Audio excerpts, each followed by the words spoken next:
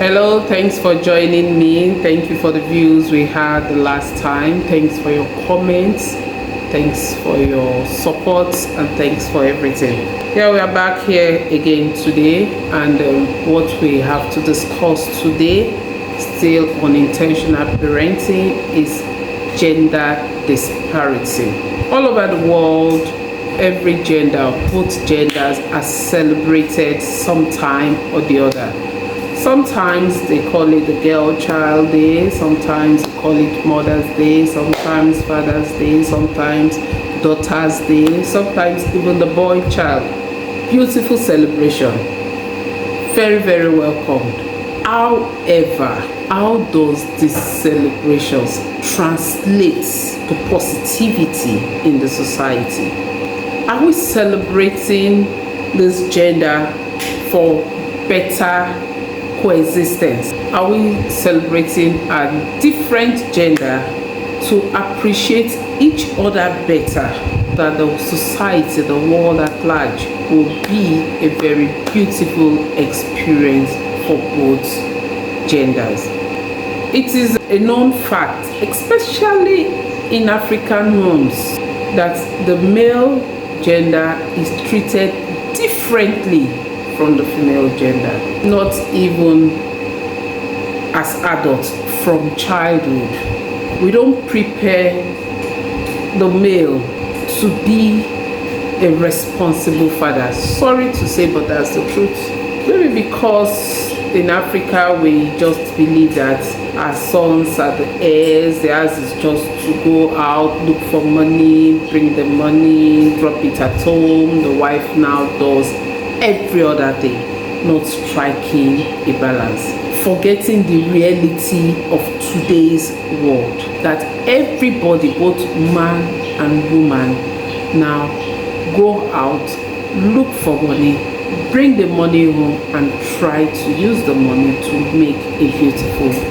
family. The male gender are not trained to be domesticated. They are not trained to know how to do simple tasks like boiling rice. Rice, as simple as it is believed that it is just the female that should be doing domestic chores. But this is wrong, and this is where parents should come in.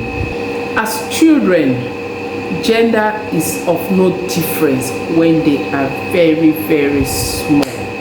You don't separate, or you don't try to differentiate the children at that tender age. If everybody is going to do a particular job, then let everybody do it at that age. You don't leave your son because he's 2 years, 1 year. You don't involve him in the general cleaning or upkeep or maintenance or cooking or something in the house. No, get everybody involved, both the male and the female.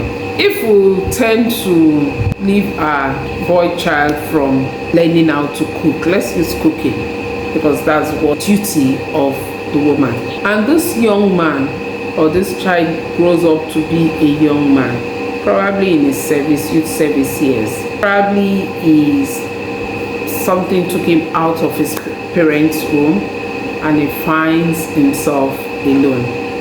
Are we saying that he should pay somebody to do the cooking, or are we saying that he should eat out all his life, knowing what is involved in eating out? Not just the cost, we also think of the quality of food that he eats out.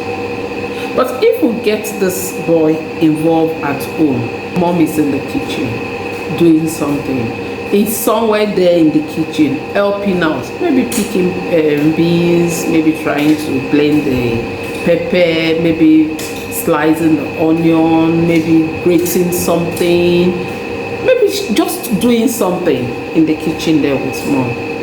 He's picking 1, 2, 3 things, learning how to do a few things in the kitchen.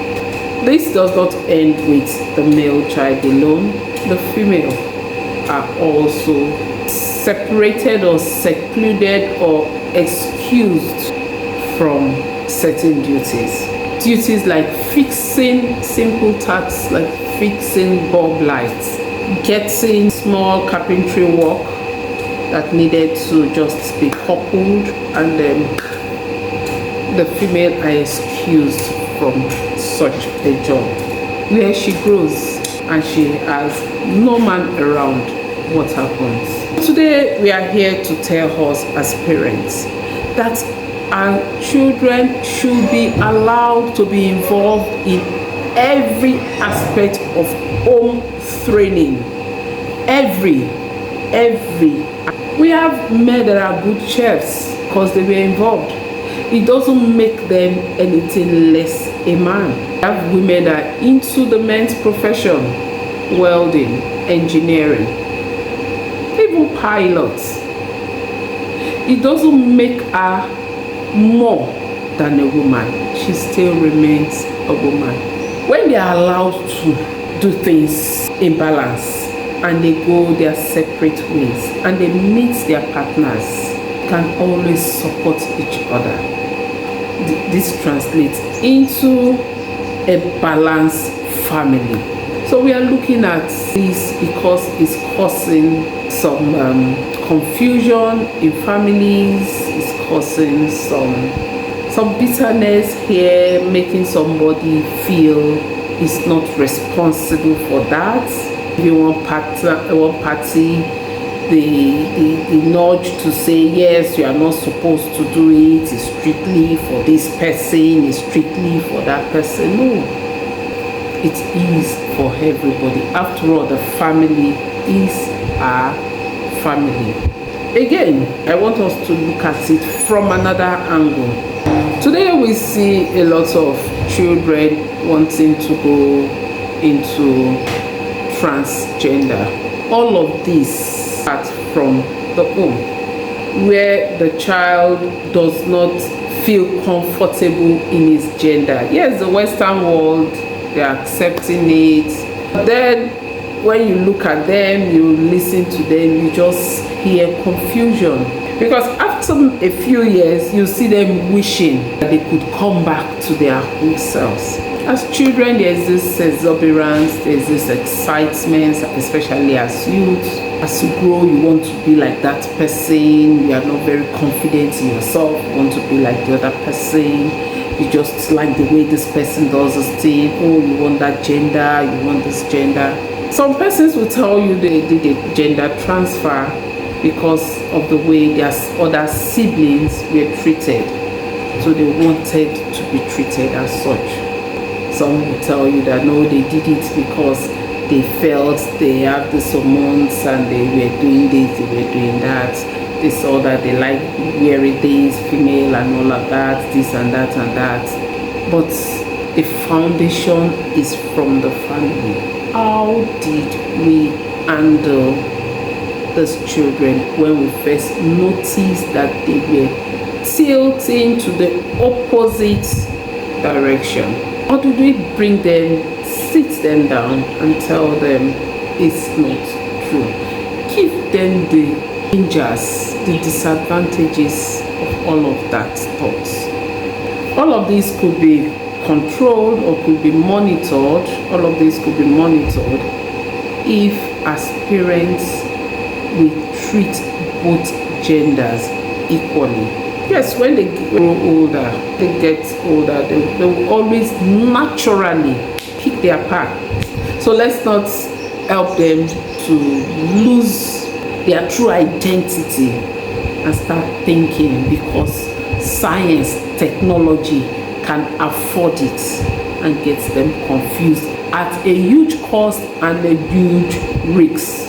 I believe we all enjoy this, and I really want to see our comments, ask our questions, and let's see how we can together make the family a good, comfortable place to stay, as well as making the society a beautiful experience, even as we interrelate. Don't forget to share, follow, and comment.